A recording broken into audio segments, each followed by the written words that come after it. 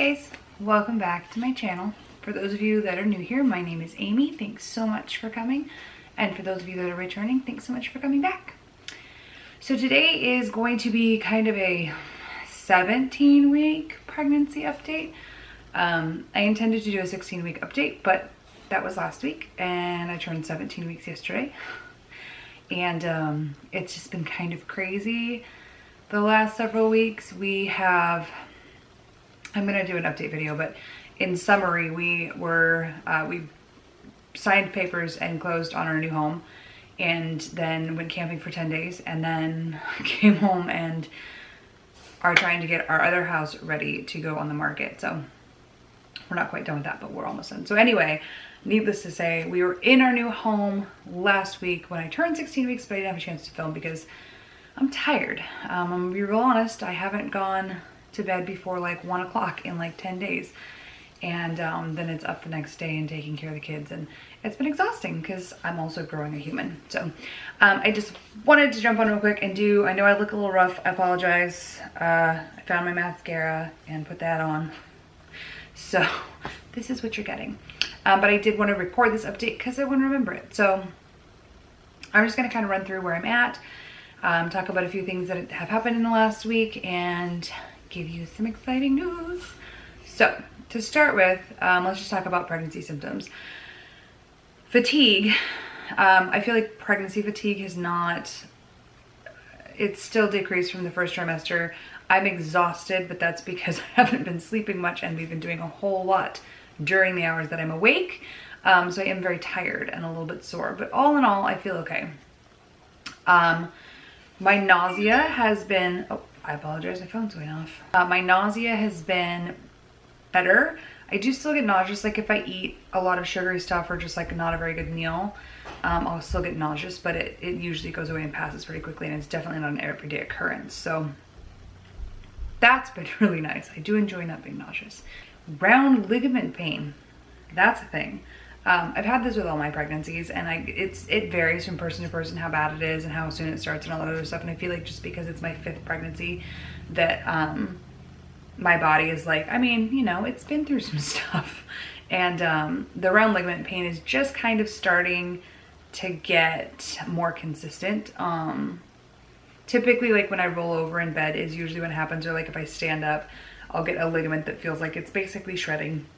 It hurts really bad, and I usually yell about it, or at least groan and whine a little bit, but it passes very quickly, so it's not a huge deal. I just kind of have to be mindful of my movements and make sure that I'm not like jumping around and doing ridiculous things that you probably shouldn't be doing when you're pregnant. Anyway, headaches. I've mentioned this before, but I have suffered from chronic, frequent migraines since I was like 12. They weren't frequent when I was 12, but I started getting migraines when I was about 12 years old. And then as I kind of approached adulthood, they got worse, and then they kind of fluctuated between really severe and not so bad, just varying at what kind of where I was at in my life. Before I got pregnant, I was down to having maybe 1, possibly 2 a month, and I was able to manage them pretty well. Since becoming pregnant, I didn't have as many as I thought I would during the first trimester, which is strange, but when I got into the second trimester, I started having more frequent migraines, and I don't know if part of that was just the stress. We were getting ready to move. I don't know. I think there may have been like a mold issue in my old house, just because we found out that the previous owners had repaired a water leak but not repaired the water damage. And anyway, I don't know. There was potentially a lot of contributing factors, but my migraines got pretty intense. I was having 1 or 2 a week, and they were lasting all day. And so it was kind of obnoxious and debilitating. Right now, they're not as bad. I have like a mild headache right now, but it's not even anything that's like horribly unmanageable. I found a combination of medications that I can take while I'm pregnant, and those seem to be working pretty well. Usually if I take them first off when I realize it's not just kind of a little headache that'll go away, they do a good job of getting rid of it. So that's been nice. I do have another appointment with my doctor in a week and a couple days, so I will talk to her and we'll just kind of go over, make sure everything's okay. My last appointment, my blood pressure was good. My blood pressure was good. All my vitals and everything checked out fine.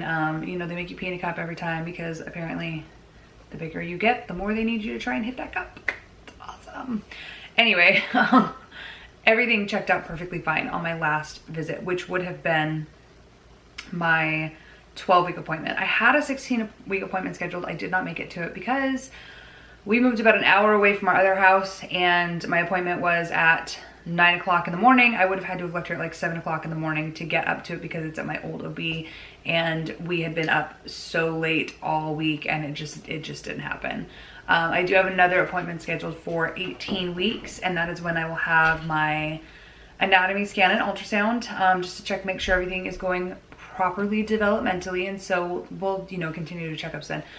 Nothing major to report there. Everything looks perfect. We did do the maternity 21 test. That is the one where it's the non-invasive prenatal testing that you can do. It's just a blood draw. So it's kind of like the precursor to an amniocentesis or a CVS testing and things like that, where you can check more accurately or more precisely for birth defects and things like that. The maternity 21 test tests for the 3 main trisomies, so 13, 18, and 21.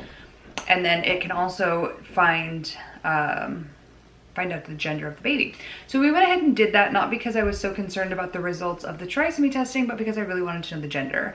And because I'm what is considered advanced maternal age, geriatric pregnancy, because I'm over the age of 35, my insurance covered it. So we went ahead and did that. We actually found out when I was about 13 weeks pregnant. We got the results back, but I gave them to my friend, Ashley, and she did a little gender reveal for us while we were out camping. We were at a church function celebrating Sukkot, so we had a little family dinner one night, and she did a gender reveal for us. So we did find out the gender of the baby. It was our tiebreaker. We have 2 boys and 2 girls. My oldest and youngest are girls, and my middle 2 are boys. So we were all very anxious to see what this baby was going to be. And I'm going to put up a gender reveal video after this video. I'm not entirely sure when this is going up or when that is going up, because right now, all I have is my phone, and I can't edit videos on my phone. And my computer, I know where it's at. I know where it's at. It's just not set up, and my desk is not brought in from the garage. So we do have to get things set up. I hope to get it set up this weekend so we can get edited. So by the time you see this video, the very next video coming up should be my gender reveal video. So if you're excited to find out what we're having, you're gonna have to watch that one. All in all, everything is going really well. Minus the headaches, I feel great most of the time. I am tired, I get tired easily. I'm starting to, I mean, I've been showing, I guess, for a while, but I feel like now I'm actually starting to have an actual baby bump that looks like a baby bump and not just a mommy tummy from having had 4 babies and putting on a little extra weight. So that's exciting. I feel like because I had a diastasis, diastasis recti, whatever you pronounce it, which is where the abdominal muscles separate and the connective tissue gets kind of stretched out. I feel like because I had that, especially pretty badly after Lily was born, my youngest, I started to show very, very early. Any bloating or anything or any movement of my organs up kind of just pushed out because my abdominal wall was not holding them in. So I feel like that kind of contributes to why it looks like I'm 40 weeks pregnant at 17 weeks. Not actually, but might as well be. So I did start showing a lot earlier. I've always shown very early. Even with my very first pregnancy, I was very, very thin then, but I showed very early because I tend to carry my babies out.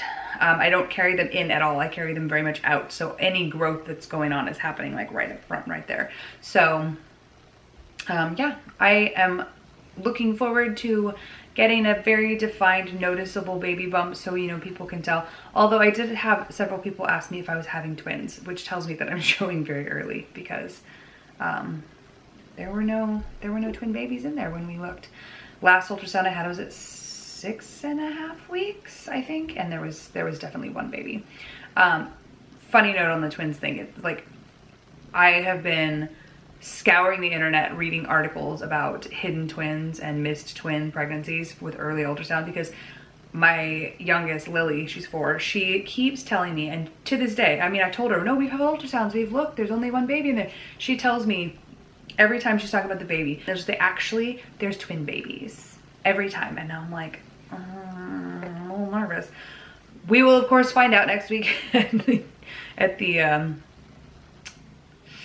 what is it? The gender reveal. Oh my Lord. At the anatomy scan, we will find out for sure that there's just the one in there, but maybe that'll put her little mind at ease and she'll stop telling me I'm having twins.